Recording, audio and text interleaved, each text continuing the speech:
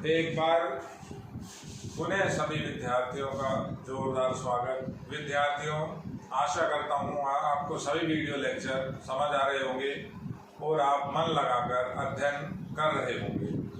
आज हम सारणिक के चौथे भाग के अंदर उपसारणिक व सहखंड के बारे में आपको बतलाएंगे। तो ये भी काफी इम्पोर्टेंट है, अच्छे से देखिए। उपसारणिक को हम माइनर्स और सहखंड को हम कोफैक्टर कहते हैं।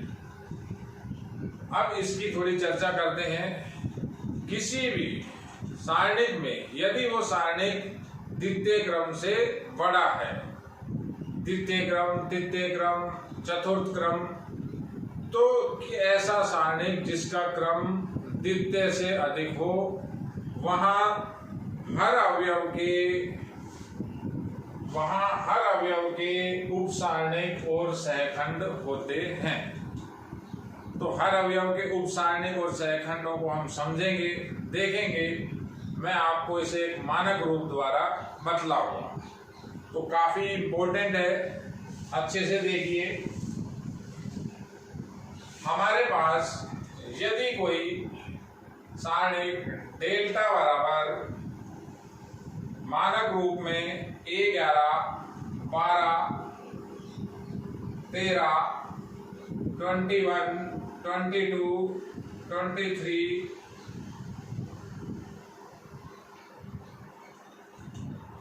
दिया गया है, तो इस सारणिक के लिए हर मेंबर के उपसारणिक और हर मेंबर के सहखंड होंगे। यहाँ हमारे पास कुल 9 अवयव हैं, तो प्रत्येक अवयव का एक निश्चित उपसारणिक और एक निश्चित सहखंड होता है। वो किस तरह से बनाएंगे, उनके क्या संकेत हैं, आप इसे अच्छे से देखिए। मैं ऐसा मानता हूं कि यदि मेरे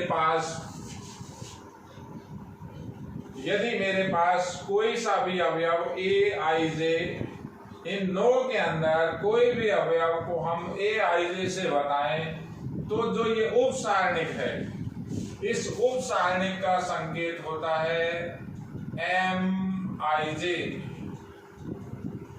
उपसारणिक का संकेत कैपिटल M, I, J। और सहखंड का जो संकेत होगा वो होगा A, कैपिटल I, J।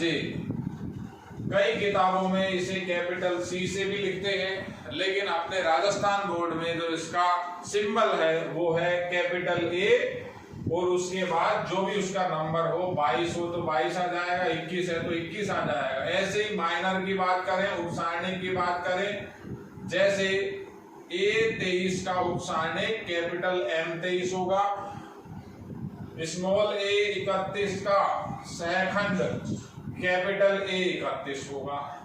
तो ये 2 संकेतों को आप समझिए। अब हम सबसे पहले एक बार उपसारणिक की चर्चा करते हैं। मैं आपको सभी उपसारणिक समझाऊंगा, उसके बाद हम सहखंड समझेंगे और इन दोनों के अंदर एक संबंध भी है, उस संबंध को भी हम देखेंगे। तो किस तरह से हम निकालते हैं, जैसे इस A11 का उपसारणिक, तो कई जगह आप ऐसा लिख सकते हैं A11 का उपसारणिक। ये तो हुई लैंग्वेज की बात, भाषा से अच्छा है आप संकेत लिखिए। तो ये संकेत बनेगा कैपिटल M11। अब किस तरह से होगा, नाम है इसका उप का मतलब होता है छोटा, जैसे प्रधानमंत्री, उप प्रधानमंत्री, इंस्पेक्टर, सब इंस्पेक्टर, उसके नीचे। तो ये अगर तृतीय क्रम के अवयव हैं, ये सारणिक किसका है, तृतीय क्रम का, तो जो इनके मेंबर हैं उनके जो उपसारणिक होंगे वो द्वितीय क्रम में कन्वर्ट हो जाएंगे, यानी क्रम एक डाउन हो जाएगा। कैसे होगा, जैसे आप प्रसार करते हैं, इस A11 का उप सारणिक आपको अगर निकालना है, यानी कैपिटल M11 निकालना है, तो ये जो A11 है जिस पंक्ति में है वो पंक्ति खत्म हो जाएगी और जिस स्तंभ में है वो स्तंभ खत्म हो जाएगा। ये खत्म, तो ये 4 मेंबर बचेंगे। देखिए आप, ये पंक्ति खत्म, ये स्तंभ खत्म, तो M11 की वैल्यू आएगी A22, A23, A32 और A33। ये जितने भी उपसारणिक बनेंगे सारे के सारे आगे प्लस, सब धनात्मक। अब आप किसी की भी बात करिए, ये हमारे पास यहाँ 9 उपसारणिक बन सकते हैं। 9 मेंबर है, 9 उपसारणिक बनेंगे। जैसे मैं इसकी बात करूं, अगर A23 का उपसारणिक, तो हम डायरेक्ट ऐसा लिखेंगे M23। लैंग्वेज से बचेंगे, संकेत काम में लेंगे, गणित सारा संकेतों पे ही चलता है, तो संकेत लगाया M23। अब M23 चाहे वो पंक्ति खत्म, वो स्तंभ खत्म, तो M23 का A23 का उपसारणिक M23 ये खत्म और ये स्तंभ खत्म, तो ये बचा A11, A12, A31 और A32। देखिए ये पंक्ति खत्म, ये स्तंभ खत्म, ये 4 मेंबर बचे थे, पहला, दूसरा, तीसरा और चौथा, तो ये आपका M23। इसी तरह से आपके 9 उपसारणिक इसके अंदर बन सकते हैं। अगर 4x4 का है, चतुर्थ क्रम का उपसारणिक है, तो उसके अंदर 16 मेंबर होंगे, 16 उपसारणिक बनेंगे। तो बोर्ड के अंदर आपका तृतीय क्रम का जो सारणिक है, उसके हम उपसारणिकों की बात इस तरह से बता सकते हैं। अब साथ ही साथ सहखंड की भी चर्चा करते हैं। उपसारणिक और सहखंड में कोई ज्यादा अंतर नहीं है। अंतर क्या है, जो उपसारणिक होंगे वे सभी के सभी धनात्मक, यानी इस सारणी के आगे प्लस है, इसके आगे प्लस है, सभी के सभी धनात्मक होते हैं। लेकिन जो कोफैक्टर होते हैं वो अल्टरनेट के अंदर होते हैं। किस तरह से, जैसे हमने आपको एक संकेत बताया था, तृतीय क्रम के अंदर का संकेत क्या बताया था आपको, plus minus plus minus plus minus plus minus plus. तो जब हम सहखंड की बात करेंगे तो हम इन संकेतों को काम में लेंगे। यहां अगर मैं 9 उपसारणिक बना रहा हूं तो सारे ही प्लस के बनेंगे। उपसारणिक या सहखंड बनाने के लिए हम क्या करते हैं, उस पंक्ति और उस स्तंभ का दमन या विलोपन कर देते हैं। तो जो 4 मेंबर बचेंगे उनको उसी क्रम में लिखा जाता है। ऐसा ही हम उपसारणिक के अंदर करते हैं, ऐसा ही हम सहखंड के अंदर करते हैं। लेकिन जब सहखंड की बात करें तो हम प्लस माइनस के निशान देखते हुए चलेंगे। एक दूसरा तरीका भी है, वो मैं आपको अभी यहाँ बताता हूं। जैसे मैं ऐसा लिखना चाहूं, A11 का सहखंड। अब सहखंड की बात, तो A11 का सहखंड बराबर कैपिटल A11 बराबर, अब पहले आपको प्लस माइनस देखना है। जैसे ये 11 प्लस का है, फिर A12 माइनस का है, A13 प्लस का है, 21 माइनस का है, 22 प्लस का है, 23 माइनस का है। तो इसको देखने से भी अच्छा ये है कि आप इन दोनों का जोड़ करें। अगर जोड़ I और J का जोड़ अगर सम है आप प्लस लिखिए, I और J का जोड़ विषम है तो आप माइनस लिखिए। तो अभी I और J का जोड़ सम हुआ तो ये किसके बराबर आ जाएगा, प्लस का। अब वही A11 के लिए ये पंक्ति और ये स्तंभ खत्म, ये 4 मेंबर आपके बचेंगे। ये 4 मेंबर को इसी तरह से अगर हम यहाँ लिखें तो ये बना A22, A23, A32 और A33। इसी तरह से जैसे मैंने यहाँ M23 निकाला तो वहां अगर मैं A23 निकालूं तो वो बराबर ये i और j का जोड़ विषम, तो ये माइनस से बनेगा माइनस से, संख्यात्मक मान वही रहेगा, केवल जो न्यूमेरिकल वैल्यू है प्लस और माइनस चेंज होता रहेगा। तो इसी तरह से A23 में ये पंक्ति और ये स्तंभ खत्म, तो ये चार मेंबर 11, 12, 31, 32, तो लिखिए 11, 12, 31 और 32। सावधानी से देखिए, फर्क आपको क्लियर समझ में आएगा। इधर हम आपको उप सारणी की बात बता रहा हूं मैं, और इधर आपको हम सहखंड की बात बता रहे हैं। सहखंड अल्टरनेट में चलेगा, plus minus plus minus plus minus. उप सारणी सारे सेम होंगे। आप किसी भी नंबर को लीजिए, जैसे आप बात करते हैं A33 की, तो A33 का सहखंड कैपिटल A33 बराबर I और J दोनों का जोड़ सम। यहां भी समझ सकते हैं सम यानी प्लस का, तो जब जोड़ सम हो तो सारणिक प्लस का, पंक्ति ये खत्म, स्तंभ ये खत्म, ये चार मेंबर बचेंगे 11, 12, 21, 22, 11, 12, 21 और 22। और यही वैल्यू अगर अपन यहां देखें, तो मैं अगर M33 की वैल्यू देखना चाह रहा हूं, तो यहाँ कोई प्लस माइनस की बात ही नहीं है, यहाँ तो सब प्लस के, केवल वो पंक्ति खत्म करिए, वो स्तंभ खत्म करिए, बाकी के मेंबर लिखिए A11, A12, 21 और A22।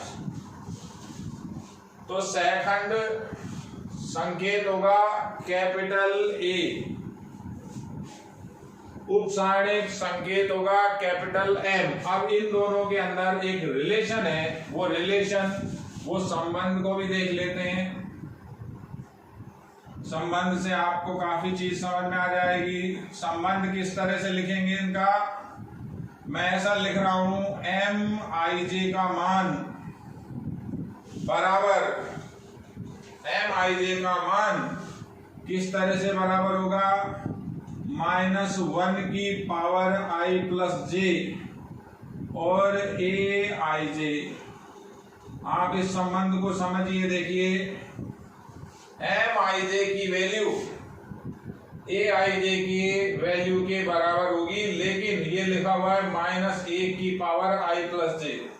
अब जैसे अगर अपन यहां देखें, मैं M11 की वैल्यू निकालना चाहूं, तो जो M11 होगा तो यहाँ क्या लिखेंगे, -1 की घात i प्लस j करेंगे, 2 हो जाएगी A11। तो M11 बराबर -1 की घात कैसी हो गई, सम, घात सम हो गई, माइनस माइनस प्लस हो गया, A11 हो गया। यानी फर्क क्या हुआ, कोई फर्क नहीं हुआ, केवल प्लस माइनस का सिलसिला इनमें चलेगा। किसमें, सहखंड में। सहखंड में हम देखेंगे प्लस माइनस प्लस अल्टरनेट, और माइनर के अंदर हमें ऐसा कुछ भी नहीं देखना है। तो इसे आप एक बार अच्छे से समझिए। उप सारणिक और सहखंड दोनों ही काम के हैं, कई क्वेश्चन इनके थ्रू होंगे, इनकी सहायता से हम उन क्वेश्चन को करेंगे। देखिए छात्रों, आगे देखिए विद्यार्थियों, अगला एक बहुत इंपॉर्टेंट संबंध है। इस संबंध को मैं एक क्वेश्चन की सहायता से आपको समझाऊंगा।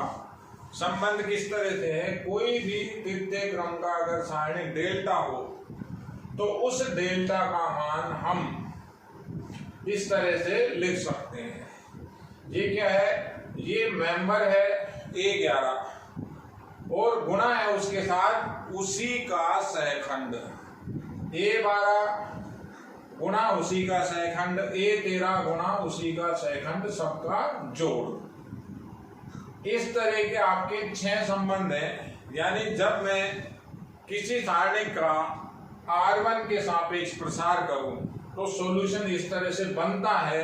ये आपके काम आएगा। अपन इस क्वेश्चन को करके देखते हैं। तो ये कह रहा है, सिद्ध कीजिए तृतीय क्रम का एक सारणिक डेल्टा अगर इतना हो, तो देखिए एक मैंने डेल्टा लिखा, मानक रूप दिया हुआ है A11, 12, 13, 21, 22, 23, 31, 32 और 33। अच्छे से समझिएगा, काफी इंपॉर्टेंट है ये। अब हम अगर इसका प्रसार करें तो हमारे पास चॉइस है R1, R2, R3, C1, C2, C3, किसी के सापेक्ष भी हम प्रसार कर सकते हैं। लेकिन इसकी जो डिमांड है, कह रहा है 11, 12, 13, यानी 11, 12, 13, यानी मैं इसका हल बता रहा हूं आपको। ये मैंने डेल्टा मान लिया और मैं लिख रहा हूं R1 के सापेक्ष प्रसार करने पर, R1 के सापेक्ष अगर अपन प्रसार करते हैं तो किस तरह से होगा। डेल्टा कैपिटल A11, यहाँ चिन्ह काम आते हैं, आपको अभी बताए थे, plus minus plus, minus plus, minus plus minus plus. तो आपको चिन्ह याद करने की जरूरत नहीं है, बार बार आप देखिए। सम है, जोड़ I और J का, प्लस का हुआ, ये खत्म, क्या बचा, 22, 23, 32, 33, माइनस अगला A12, दोनों का जोड़ विषम तो माइनस। प्रसार का आप तरीका समझिए, ये अपन पहले पिछले लेक्चर्स में आपको बता चुके। तो 12 के लिए स्तंभ खत्म, पंक्ति खत्म, क्या बचा, 21, 31, 23 और 33। फिर प्लस के साथ A13, प्लस कैसे, दोनों का जोड़ 4, सम तो प्लस, क्या होगा, ये स्तंभ खत्म, ये पंक्ति खत्म, 21, 22, 21, 22 और 31 और 32। देखिए बड़ा सिंपल सा सवाल, लेकिन जो इसका नियम होगा काफी काम का होगा। A11, अब ये जो आपका लिखा हुआ है ये स्मॉल A11 का उपसारणिक है। अभी हमने जैसे उपसारणिक की चर्चा की थी, तो मैं यहां लिख सकता हूं M11 माइनस A12, ये जो लिखा हुआ है M12 है, फिर प्लस का A13 और वो लिखा हुआ है M13। उसके बाद आपको क्या बताया था, मैंने यहां पर एक नियम भी बताया था अभी कुछ देर पहले,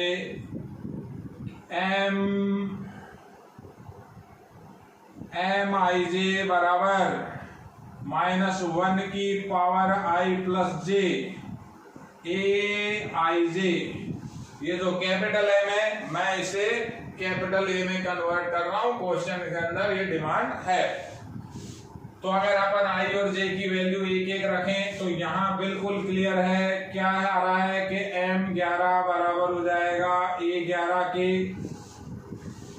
I का मान 1, J का मान 1 रखें 2, I का मान 1, J का मान 2, तो M12 बराबर जब यहाँ आप रखेंगे -1 की घात 3 हो जाएगी, -1 की घात 3 माइनस का हो जाएगा, तो ये A12 के बराबर होगा। ऐसे ही M13, I का मान 1, J का मान 3, -1 की घात 4 प्लस का हुआ, कैपिटल A13 के बराबर। तो मैं इनको रिप्लेस कर रहा हूं, डेल्टा बराबर स्मॉल A11, ये कैपिटल A11 हुआ। ये देखिए M12 का मान, ये माइनस को इधर से इधर भी ट्रांसफर कर सकते हैं, तो माइनस का M12 कैपिटल, इसकी वैल्यू जो आपकी बनेगी ये प्लस हो जाएगा, A12 capital A12 plus A13, M13 को मैं A13 लिख सकता हूं। ये आपका एक संबंध, अब आप इसे थोड़ा समझिए। ये 6 संबंध है। आप किसी भी पंक्ति या किसी भी स्तंभ के सापेक्ष प्रसार कीजिए। आप अगर C1 के सापेक्ष प्रसार कर रहे हैं तो डेल्टा का मान आप डायरेक्ट ऐसा लिख सकते हैं, बोर्ड पे देखिए, A11 C1 के सापेक्ष प्रसार हो, A11 capital A11 plus A21 तो कैपिटल A21 और प्लस A31 कैपिटल A31। ये C1 के सापेक्ष प्रसार से डेल्टा का वही मान आया। अब इस तरह से आपके 6 नियम बनते हैं। मतलब क्या है, जहां भी, अच्छे से समझिएगा, जहां भी मेंबर यानी सदस्य और उसका सहखंड समान है। देख लीजिए 11-11, मेंबर 21 सहखंड 21, मेंबर 31 सहखंड 31, उनका तीनों का जोड़, यानी मेंबर को सहखंड से गुणा करेंगे, मेंबर को सहखंड से गुणा करेंगे, मेंबर को सहखंड से गुणा करेंगे, तीनों का जोड़ करेंगे तो वो मान डेल्टा के बराबर होगा। तो 6 तरीके बनते हैं। आप कुछ भी देखिए, जैसे आप ये R2 के सापेक्ष अगर प्रसार करते हैं तो आप ये लिख सकते हैं डायरेक्ट, डेल्टा बराबर A21 मेंबर गुणा सहखंड, वही क्रम में आई और जे, A21 plus A22 member A22 सहखंड भी A22 प्लस मेंबर A23 सहखंड भी A23। तो ये फिर डेल्टा के बराबर। तो ये चीज आपको एक बार देखनी पड़ेगी कि सारणी का जो हल होता है वो सहखंड और अवयवों से किस तरह से दिया जाता है। अब एक दूसरी बात, जब उसमें अवयव और सहखंड डिफरेंट हो, भिन्न भिन्न हो, तो उस सारणी का मान 0 होगा। दोबारा सुन लीजिए, जब उसमें अवयव और सहखंड अलग अलग हो तो उस सारणी का मान 0 होगा। वो किस तरह से होगा मैं आपको यही बताऊंगा, आप देखिए उसको। मैं यहां हटा रहा हूं, एक बार अच्छे से समझिए। इसके बाद ये लास्ट थ्योरी की बात है, हम क्वेश्चन आंसर आगे बढ़ाएंगे। दूसरा क्वेश्चन था, मैंने आपको कल ऐसा बताया था कि अगर इस चीज को तो अब आप दिमाग से निकाल दीजिए। अब आप तो ऐसा देखिए, मेरे पास ये भी नहीं है, ये सारी बात, ये तो 6 तरीके से लिखा जा सकता है। इस चीज को तो आप छोड़ दीजिए। अब आप ये देखिए, मैं यहां लिखा A11 12 13 21 22 23, फिर लिखा मैंने 21 22 23। इस सारणी का मान 0 होगा। ये बात कुछ याद भी आनी चाहिए आपको कि ऐसा नहीं कि खाली हम वीडियो लेक्चर ही देख रहे हैं, सब चीजें सुन रहे हैं। उसको आपको पिछली चीजों को भी जब तक आप रिकॉल नहीं करोगे कोई आपको फायदा नहीं मिलेगा। इस सारणी का मान 0 है। 0 किस तरह से है, क्यों है? क्योंकि इसके अंदर जो R2 है और इसके अंदर जो R3 है उसके अवयव सर्वसम है। मैं अगर इसको डेल्टा कहता हूं तो डेल्टा का मान मेरे पास 0 है। ये जो डेल्टा यहां लिखा हुआ है अब ये 0 हो गया। तो ये डेल्टा 0 कैसे होगा मैं आपको समझाता हूं। अभी आपको मैंने क्या बताया था, जब ये डिफरेंट होंगे तो उस डेल्टा की जगह आपको शून्य लिखना पड़ेगा। मानक रूप तो आपके पास ऐसा ही था, 11, 12, 13, 21, 22, 23, 31, 32, 33, ये डेल्टा का मान ये था। मैंने क्या किया था, R1 R2 सेम कर लिए, डेल्टा की वैल्यू मेरे पास 0 हो गई। अब मैं अगर वहां प्रसार करता हूं तो मैं कैसे भी प्रसार करूं, मैं अगर ये R2 के सापेक्ष प्रसार करूं तो लिखा R2 के सापेक्ष प्रसार करने पर, R2 के सापेक्ष जब हम प्रसार करेंगे तो पहला मेंबर ये जो होगा माइनस का A21, 3/3, ये खत्म, क्या बचेगा, A12, A13, A22 और A23। देखिए अच्छे से, दूसरा प्लस का A22 ये खत्म हो जाएगा, R2 ये खत्म, ये कॉर्नर के 4 बचेंगे, A13, A11, 13, 21 और 23, और फिर अगेन माइनस का जोड़ विषम है A23, ये पंक्ति खत्म, स्तंभ खत्म, 11, 12, 21, 22, A11, 12, 21 और 22। अब देखिए तो ये डेल्टा है बराबर, ये इसी तरह से प्रसार होगा, बिल्कुल क्लियर है। लेकिन ये डेल्टा का मान तो 0 है, तो मैं यहां डेल्टा ना लिख करके 0 लिख रहा हूं। 0 यहां भी लिख सकते हो, पीछे भी लिख सकते हो, इसको लिख दिया बराबर 0। समझिए बातों को आप।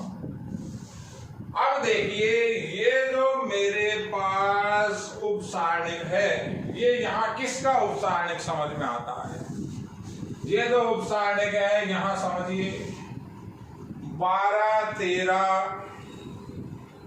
देखिए उसी सीक्वेंस पे 12, 13, 22 और 23, तो ये किसका उपसारणिक बनेगा, ये 31 नंबर का बनेगा। जब मैं 31 नंबर का उपसारणिक लिखता हूं, ये पंक्ति ये स्तंभ खत्म हो गया, तो ये बचेगा 12, 13, 22 और 23, वो लिखा हुआ है 12, 13, 22, 23। तो मैं लिखा आगे या लगा के -21 M 31 प्लस लगाया A22। अब आप यही समझ लीजिए कि ये डिफरेंट हो गए, ये 21 नंबर है, 31 नंबर है। फिर और भी देख लेते हैं, इसमें जो उपसारणिक बन रहा है 11, 13, आप यहां देखिए 11, ये 13, एक बार ये हटा देता हूं, मैं चारों के ऊपर टिक लगा के बता रहा हूं, 11, 13, 21, 23, 21 और 23, ये किसके उपसारणिक बनेंगे, ये 32 नंबर, जब ये गायब और ये गायब होगा उसके उपसारणिक। तो यहां लिखा M32 और फिर माइनस A23, तो ये जो लिखा हुआ है अगला ये बनेगा आपका M33 का उपसारणिक। देख लीजिए ये M33 के 4, 11, 12, 21, 22, 11, 12, 21, 22 बराबर, ये सारणिक 0 ही चल रहा है। अब क्या बताया था आपको, माइनस उधर गया, यानी इनका जोड़ कैसा है, सम है, तो ये माइनस एक और वहां डालें, ये माइनस ये जोड़ तो हुआ, इसके साथ रखेंगे तो ये हो जाएगा A21 कैपिटल A, M31 की वैल्यू यहां लेके जाएंगे, माइनस की A21 ही रहेगी, प्लस माइनस माइनस एक और प्लस हो जाएगा, तो ये 31 नंबर हो गया, प्लस A22। ये जोड़ विषम है, सारे से ही माइनस कॉमन ले सकते हैं। काम करते हैं, अच्छा नया काम, सबसे ही माइनस उधर ले गए, तो ये बचा A23, A21, M31 minus A22, M32 plus A23 और M33 बराबर 0। अब देखिए A21 कैपिटल A31 लिख दिया इसकी जगह, ये माइनस इसमें कन्वर्ट कर दिया, प्लस आ गया A22 कैपिटल A32 और ये A23 M33 का मान कैपिटल A33 के फिर 0। अब आप ये महत्वपूर्ण निष्कर्ष देखिए, जब निष्कर्ष क्या है, जब अवयव और सहखंड जो उससे गुणा हो रहा है वो अलग अलग हों, अवयव सहखंड एक बार ही देखना है, यहां भी अलग आए, अवयव सहखंड अलग अलग हो तो उस सारणिक का मान 0 होता है। यहां देखिए उस सारणिक का मान डेल्टा के बराबर कब होगा, जब अवयव और सहखंड बराबर, तो मान डेल्टा के बराबर यानी मान स्वयं सारणिक के बराबर। जब अवयव और सहखंड अलग अलग तो उसका मान 0 होगा। तो ये आपका एक क्वेश्चन भी हुआ, इसे अच्छे से समझिए। अब हम अपने क्वेश्चन आंसर के सिलसिले को आगे बढ़ाएंगे। मैंने आपको अभी तक 2 क्वेश्चन किए हैं। मेरे क्वेश्चन करने का जो तरीका रहेगा वो इस तरह से नहीं होगा कि बुक के 1 2 3 4 5 6 ऐसे नंबर डाल के क्वेश्चन करूं। मैं क्वेश्चन सारे करके दूंगा आपको, सब क्वेश्चन आगे पीछे मिलेंगे। मैं इंपॉर्टेंस के हिसाब से क्वेश्चन करता हूं। क्वेश्चन जितना मुझे अच्छा लगता है, जितना मेरा मन करता है, उस हिसाब से बच्चे को मैं क्वेश्चन करके दूंगा। क्वेश्चन आपके सारे होंगे, आप इन वीडियो लेक्चर को अच्छे से देखिए। इसके बाद आप देखिए क्वेश्चन नंबर 3। विद्यार्थियों देखिए, बोर्ड के अंदर आपका एक 3 नंबर का क्वेश्चन होगा, कोई अथवा नहीं होगा। उस क्वेश्चन को आपको एक बार अच्छे से देखना होगा। मेरा ऐसा मानना है आपका इस लेवल का, ये इससे थोड़े से ऊपर के लेवल का एक 3 नंबर का क्वेश्चन होगा।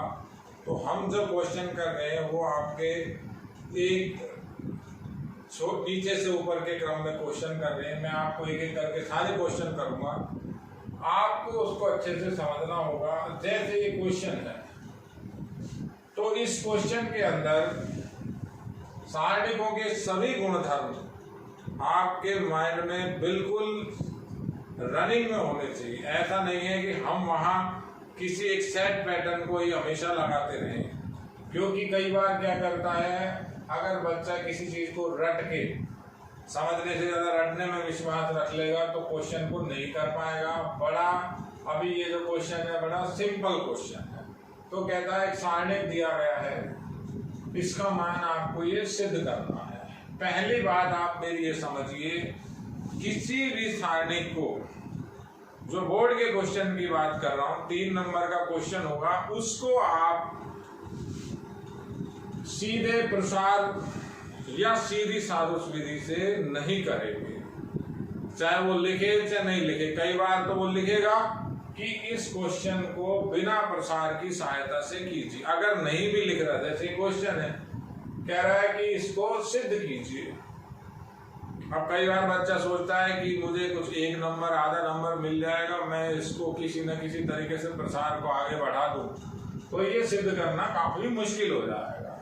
ये बीजगणित की टर्म है, आपको इसको सॉल्व करनी पड़ेगी। तो हम संक्रियाओं का सहारा लेंगे हर क्वेश्चन को करने में। मेन एक दूसरी इंपॉर्टेंट बात, जितने भी क्वेश्चन आपकी बुक के अंदर हैं, मान लेते हैं आपकी बुक के अंदर कुल मिलाकर के 30 क्वेश्चन हैं, तो 30 के आप उनको 2 से गुणा करके 60 मान लीजिए। कोई भी क्वेश्चन आपका डबल तरीके से आ सकता है। जैसे फॉर एग्जांपल आपको एक गुणधर्म मालूम है, पंक्ति व स्तंभों को अगर आपस में बदल दें तो सारणिक का मान वही रहता है। जैसे क्वेश्चन है वो इसको इस तरह से भी लिख सकता था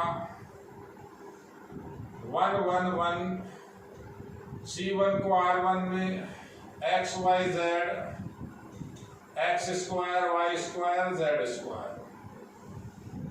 तो छात्र वहां पर थोड़ा सा भ्रमित ना हो या किसी तरह का डाउट ना रखें कि किताब में तो पता नहीं इस तरह से, कोई भी हो, दोनों सेम चीज है। ये क्वेश्चन बुक में है, हो सकता है एग्जाम में ये आ जाए, क्योंकि सीधा सीधा गुणधर्म है। सारणिकों में पंक्ति व स्तंभों को बदलने पर कोई परिवर्तन नहीं होता।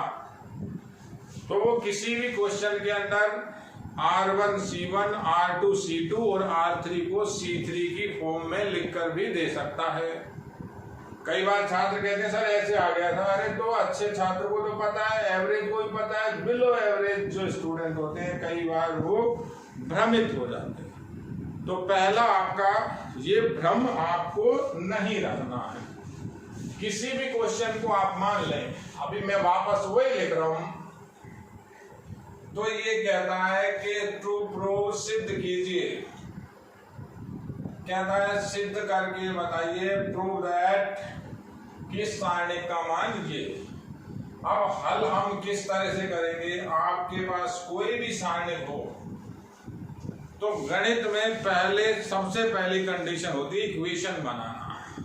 अब बच्चा ऐसे लिखता है 1 1 1 x y z x square y square z square. ये पहली लाइन लिखी, आगे सरल कर रहा है, कोई बराबर है नहीं कुछ है। तो आपको उसको कोई ना कोई नाम मानना पड़ेगा। जैसे मैंने सारणिक को डेल्टा मान लिया, अब ये मेरी दोनों तरफ समीकरण बन गई। मान के काम करना है, स्पष्ट काम करना है, क्लियर काम करना है। तो ये मान लिया डेल्टा बराबर 1 1 1 x y z x square y square z square. अब हम इसको आगे करेंगे और आपसे कहता है सिद्ध करो x minus Y, y minus Z, z minus x। अब बात करते हैं संक्रियाओं की। मैंने आपको 8 संक्रिया, उनको आप काउंट मत करो, जितनी भी संक्रियाएं कहीं 6 लिखी हुई है, कहीं 7 लिखी हुई है, कहीं 10 बनी हुई है। तो जो भी संक्रिया है और जो भी गुणधर्म है, गुणधर्मों की बात कर रहा हूं, 8 गुणधर्म बताए थे, उन गुणधर्मों को आपन को यहां लगाना पड़ेगा। गुणधर्मों को आपको समझना पड़ेगा। अब किस तरह से वो गुणधर्म लगेंगे, हमारा किसी भी सारणी के अंदर सबसे पहला जो काम होता है वो ये होता है कि कोई ना कोई राशि किसी भी एक पंक्ति या किसी भी एक स्तंभ से कॉमन आए। तो अभी यहाँ कुछ भी ऐसा कॉमन है नहीं। दूसरा काम होता है ज्यादा से ज्यादा जीरो बने, शून्य ज्यादा से ज्यादा बना ले। यानी आप अगर एक पंक्ति में 2 शून्य बना लेते हैं लगातार या कैसे भी, या एक स्तंभ में 2 शून्य बना लेते हैं, तो उसका हल आपका तुरंत हो जाएगा। तो मैं यहाँ शून्य बना सकता हूँ। कैसे बनेंगे, ये एक में से एक चला जाए, ये एक में से एक चला जाए, 0 है, यानी इसको यहाँ से माइनस करें और इसको यहाँ से माइनस करें। तो अब आपको क्या है, संक्रिया लिखनी पड़ेगी। इस तरह का कोई निशान आपको लगाना नहीं है, ये तो मैं आपको समझाने के लिए बता रहा हूं। अपन को प्रॉपर क्या काम करना है, जो R1 है R1 माइनस R2 करेंगे। R1 को बदलेंगे तो पहले R1 लिखेंगे माइनस R2। आप संक्रियाओं को समझिए, उनको देखिए किस तरह से लग रही है, 0 कैसे बन रहा है, R1 माइनस R2 हो रहा है। और एक साथ और का निशान है, R2 को भी बदल रहा हूं, R2 माइनस R3। यहां से घटा रहे ऊपर से इसको इधर से, तो जो इसका रूप बदलेगा डेल्टा ही रहेगा, कोई परिवर्तन नहीं होगा। कल आपको ये चीजें बता चुके। तो ये पहला जीरो, R1 में से R2 घटाएं, x minus Y, X square minus Y square. देखिए R1 को किस तरह से चेंज किया है। किसी भी छात्र को ऐसा नहीं सोचना है कि सर ये x था तो ये x माइनस वाई हो गया, ये काम बढ़ गया। बढ़ नहीं गया, काम कम हुआ है। अब यहाँ से कॉमन आएगा, अभी वो डिस्कस करेंगे। हमारा मेन पर्पज है ज्यादा से ज्यादा जीरो बनाने का। तो R2 में भी लगे, R2 में से R3 घटेगा तो ये zero, y minus Z, Y square minus Z square. दो से ज्यादा संक्रिया एक बार में नहीं लगेंगी। ऐसा मत कर देना कि R2 को R3 में घटा दो, यहां भी जीरो बना लो। दो ही संक्रिया लगेंगी एट ए वन टाइम, दो संक्रिया से ज्यादा नहीं लगेंगी। तो R3 को ऐसा का ऐसा लिखा। जब कहीं भी किसी भी पंक्ति में दो शून्य या किसी भी स्तंभ में दो शून्य आ जाते हैं तो हमारा संक्रिया लगाने का काम लगभग खत्म हो जाता है। उसके बाद हम कोशिश करते हैं कि कुछ ओवेनिस्ट हो, कॉमन हो, तो कॉमन निकालें। तो कॉमन आता है, देखिए आप सावधानी से, ये R1 से x माइनस वाई कॉमन आ रहा है, इसके गुणनखंड हो जाएंगे। A square minus B square का फॉर्मूला है a plus B, A minus B. तो ये फॉर्मूला आप यहाँ साइड में लिख सकते हो, alpha square minus beta square बराबर alpha minus beta, alpha plus beta. तो कॉमन ले रहे हैं तो उसे भी आपको लिखना पड़ेगा, नहीं तो आधा नंबर वो काट सकता है। कॉमन क्या ले रहे हैं, R1 में आप एक तरह से भाग दे रहे हैं 1 अपॉन, या R1 को गुणा कर रहे हैं, कॉमन ले रहे हैं। तो R1 को मैंने भाग किया, किससे भाग किया, 1/x माइनस वाई से, और ऐसे ही R2 को भी भाग दे रहा हूं 1/y minus Z R2। R2 को भी इससे गुणा किया, R1 को इससे गुणा किया। इसे भी समझिए क्या लिखा हुआ है। इंपॉर्टेंट क्या आएगा, डेल्टा बराबर, जब भाग दिया तो गुणा भी किया, यानी x माइनस वाई तो R1 से कॉमन आ गया, y माइनस जेड R2 से कॉमन आ गया। तो बचा क्या, ये जीरो, ये एक, ये बचेगा x प्लस वाई, वो फॉर्मूला लगाया देखिए आप, ये बचेगा जीरो, ये एक, यहां से कॉमन आ रहा है y माइनस जेड, तो ये y प्लस जेड बचेगा, ये सेम एज इट इज रहेगा। जो हमसे ये पूछ रहा है कि x minus Y, Y minus Z, ये तो देखो बाहर आ गया। अब ये जो सारणी 3/3 का है, ये बिल्कुल सिंपल वे में आ गया, बिल्कुल सिंपल है। हम केवल ज्यादा से ज्यादा जीरो जहां है, मेरे पास इस टाइम C1 में दो जीरो है, C1 के सापेक्ष प्रसार करूंगा, काम खत्म। तो यहां लिख रहा हूं मैं C1 के सापेक्ष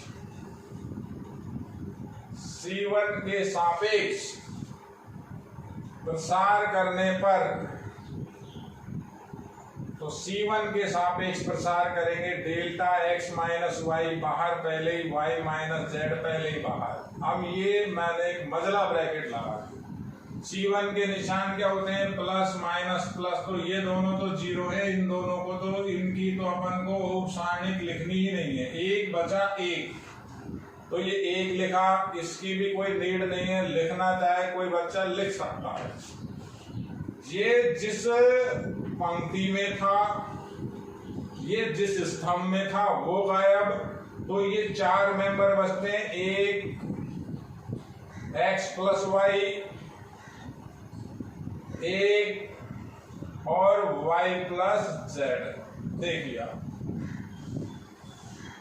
काम अपना खत्म। डेल्टा बराबर x minus Y Y minus Z पहले से ये 2/2 का सारणिक है, द्वितीय क्रम का सारणिक है। पहला गुणा उधर से उधर होगा तो क्या आएगा y प्लस जेड, माइनस लगाएंगे, एक का इधर गुणा होगा x प्लस वाई, तो यहां पर आपका y से y कैंसिल हो गया, वो आंसर आ जाएगा। डेल्टा की वैल्यू आ जाएगी x minus Y Y minus Z, और y से y कटा तो ये z माइनस एक्स। देखिए आपको इस तरह से वहां काम करना है।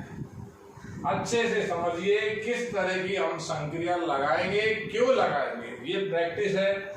प्रैक्टिस करेंगे सब समझ में आएगा। ये जो लिखा हुआ है ये कॉमन लिया है, कॉमन लेते हैं तो यानी भाग देते हैं। R1 में हमने भाग दिया x माइनस वाई का, कॉमन लिया तो उसी को कॉमन बाहर ले लिया, इसको अंदर ले जाओगे तो x1 में चला जाएगा, ये R1 में चला जाएगा, ये R2 में चला जाएगा, और R2 में हमने कॉमन लिया y माइनस जेड का, तो y माइनस जेड से ऊपर नीचे गुणा किया था, नीचे वाला अंदर चला गया, कट गया वो, 2 जीरो आने के बाद फिर देखा जाता है कॉमन कॉमन अब कुछ भी नहीं था तो प्रसार कर दिया। प्रसार कहाँ, जिसमें ज्यादा से ज्यादा शून्य हो, तो C1 में 2 जीरो थी, C1 के सापेक्ष प्रसार किया, प्लस माइनस प्लस, ये दोनों जीरो का कोई औचित्य नहीं था। एक ये 4 मेंबर बचे थे, ये पंक्ति खत्म, ये स्तंभ खत्म, ये इधर गुणा, ये इधर गुणा। तो इस तरह का आपका एक 3 नंबर का क्वेश्चन होगा। आगे थोड़े से बड़े क्वेश्चन भी हैं, अच्छे से इनको समझिए। ये आपका क्वेश्चन नंबर 3। और जो भी फॉर्मूले आपके काम आते हैं, जैसे फॉर्मूला लगाया तो आपको साइड में भी लिखना होगा। कोई भी बच्चा अगर यहाँ क्वेश्चन से भी नोट्स बना सकता है। आपको किस तरह से काम करना है, जो आपका मोबाइल है उसका पॉज बटन फुल स्क्रीन कीजिए, पॉज बटन पे आप प्रेस कीजिए तो ये पूरा का पूरा पेज आपको दिखेगा। आप यहाँ से भी क्वेश्चन उतार सकते हैं। इसके बाद क्वेश्चन नंबर 4 देखिए आप लोग।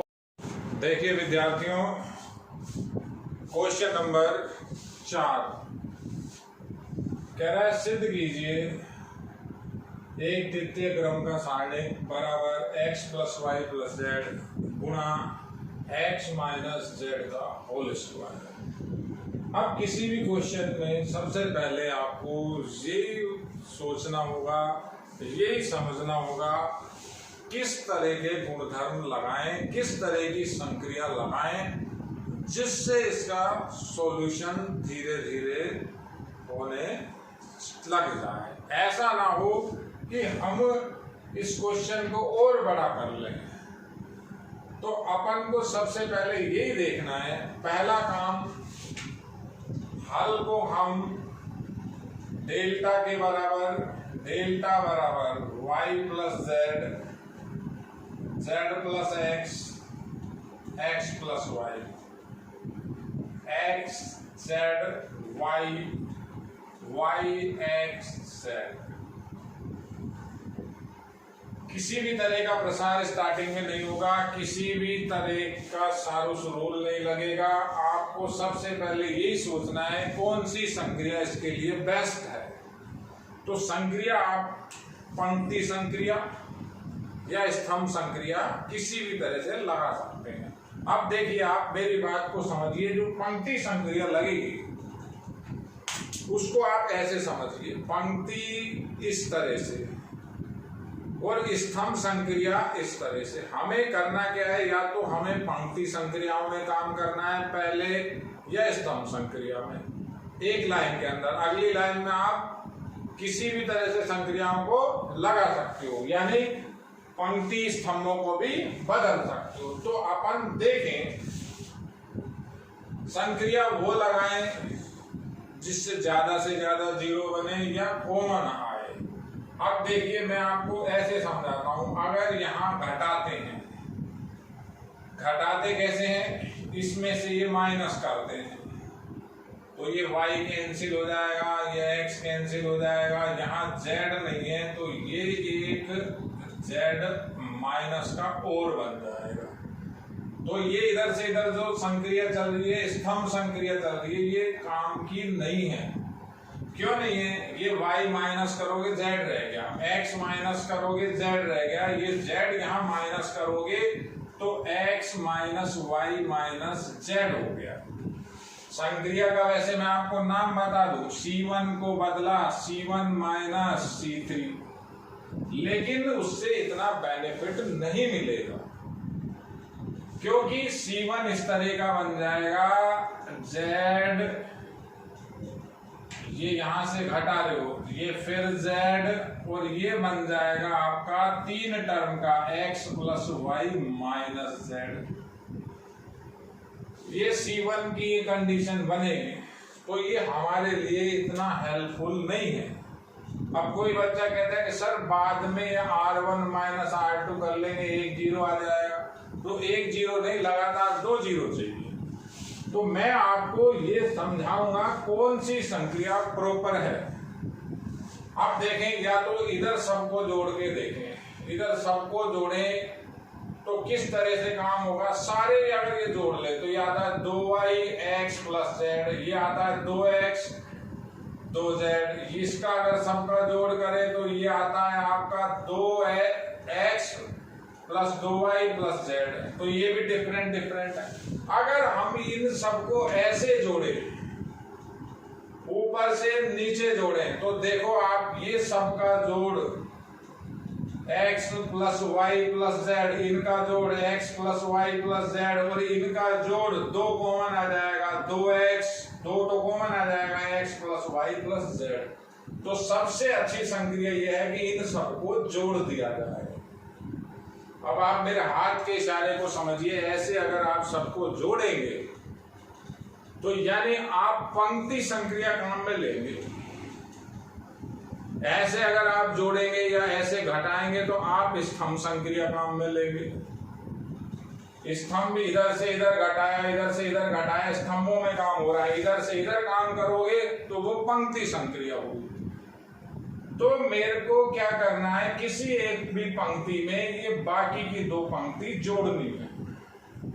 तो अपन बड़ा सिंपल सा काम कर लेते हैं, R1 को बदलते हैं, R1 के अंदर R2 और R3 जोड़ लेते हैं।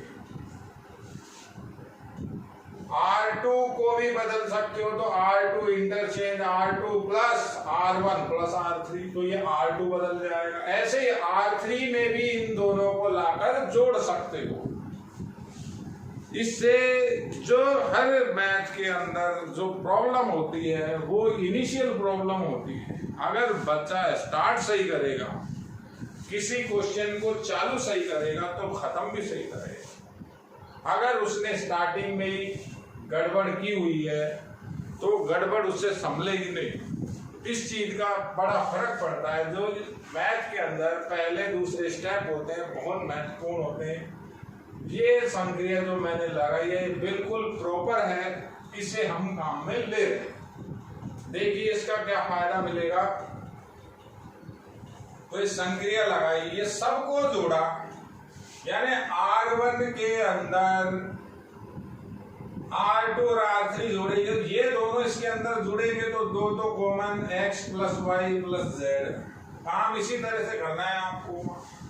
ये सब जोड़े, ये दोनों को इसमें जोड़ा तो मैं सीक्वेंस में लिख रहा हूं x + y + z, और ये दोनों सब जोड़े तो ये बना x + y + z। ब्रैकेट लगाना चाहें लगा सकते हैं, ये 2 की वजह से लगाना था तो सब में लगा। बाकी एज इट इज देखिए आप, z है, ये z आया, ये x आया, x + y y z। अब इस संक्रिया से क्या फायदा हुआ कि जो R1 है इसमें से कॉमन आ रहा है, कॉमन क्या आ रहा है, इस R1 में से x plus Y plus z common आ रहा है, यहां हमारे आंसर में भी है। इस चीज को आप अच्छे से समझिए। तो मैं इसको यहां लिख रहा हूं, R1 में से कॉमन लेना है, यानी भाग देना है x plus Y plus Z का R1। तो डेल्टा मेरा जो बनेगा x plus Y plus Z बाहर आ जाएगा। अच्छी तरह देखिए, ये कॉमन आ गया बाहर, तो बचा गया 2 1 1, 2 1 1।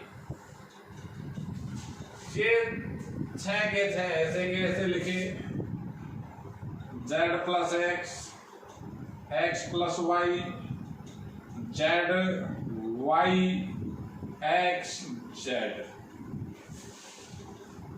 ये 50% काम अपना खत्म हो गया। बच्चा अगर यहां तक कर लेता है तो आगे इस क्वेश्चन को सही कर देगा।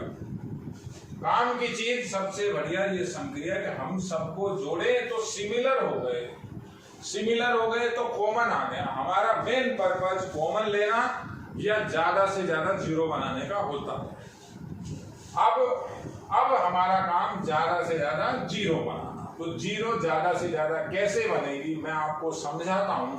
अब इधर से इधर घटाइए आप, इसको 2 से गुणा करें, C1 में से घटाएं, इस C3 को C2 में से घटाएं। तो संक्रिया कैसे लिखें देखिए, C1 को C1 माइनस 2C2 लिख रहा हूं।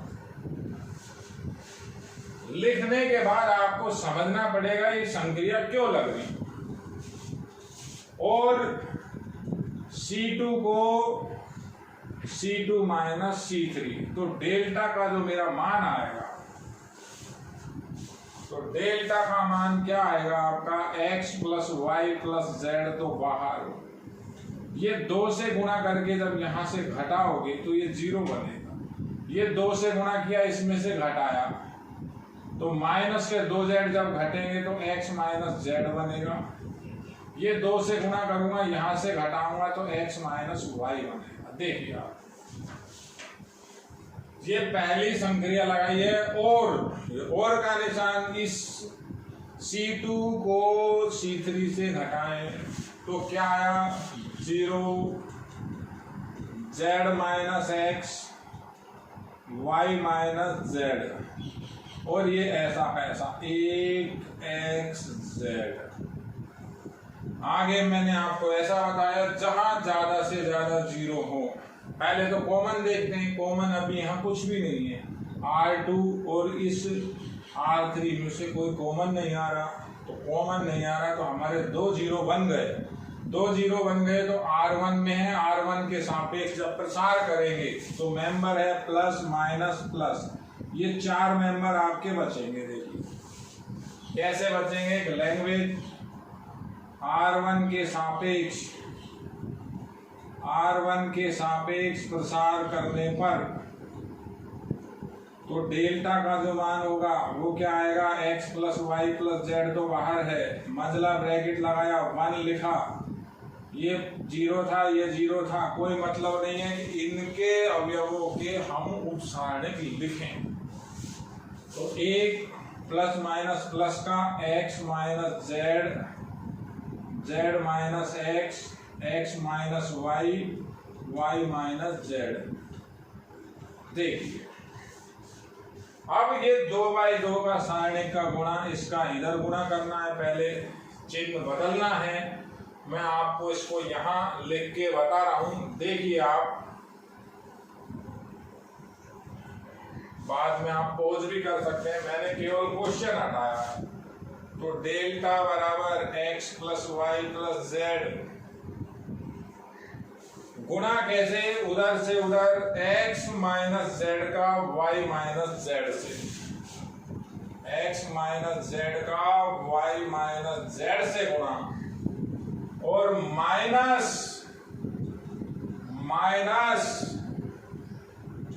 जेड माइनस एक्स का, जेड माइनस एक्स का x माइनस वाई से।